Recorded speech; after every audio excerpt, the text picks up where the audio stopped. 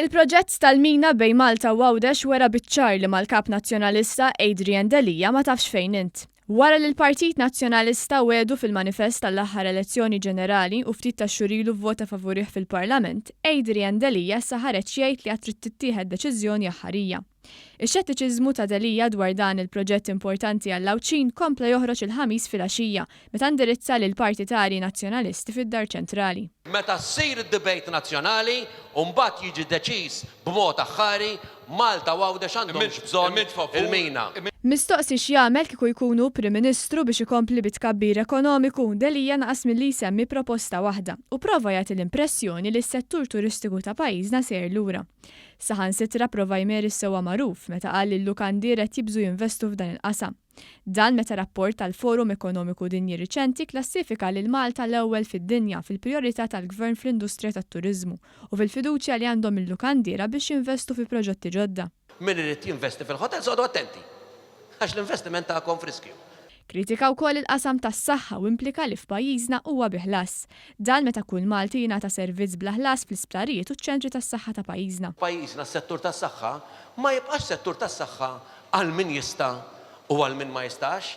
Huwa kritika wkoll l-investiment li qed isir minn Stewart Healthcare fl-isptar ta' Għawdex u fil-bini tal-Iskola Medika ta' Barts, fejn diġà nfetaħ iċ-ċentru tal-Anatomija. Illi suppost kellhom jinvestu u jġibu espertu makkinarju minn kollox. Fejnu? Fejnu l-investiment illi ġejna mweda?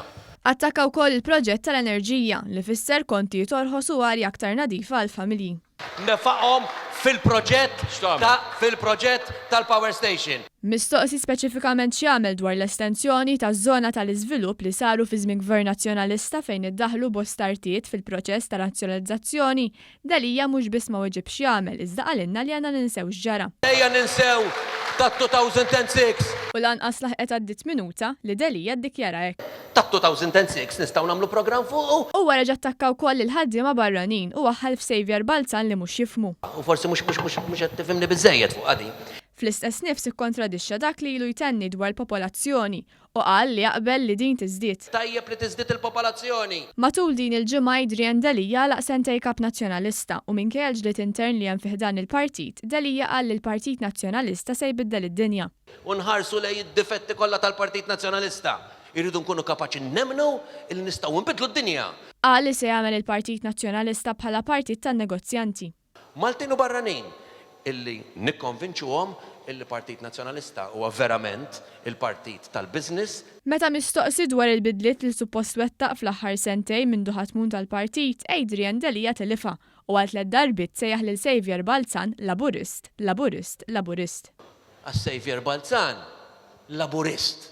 Ftit xhur il-bogħod mill-ikbar telf elettorali li ġarrab il-Partit Nazzjonalista, Adrian Delia qal li hemm mewġa li qed tikber u risq għalejn il-Partit Nazzjonalista. Aħna rridu nkunu partit. Aħna rridu nkunu verament istituzzjoni pratikament li tikkonvinċi n-nies Maltin u Għawċin illi jivvotaw lill-Partit Nazzjonalista. U dil-mewġa illi qed tajt int tibda with a small ripple illi tibqa' tikber.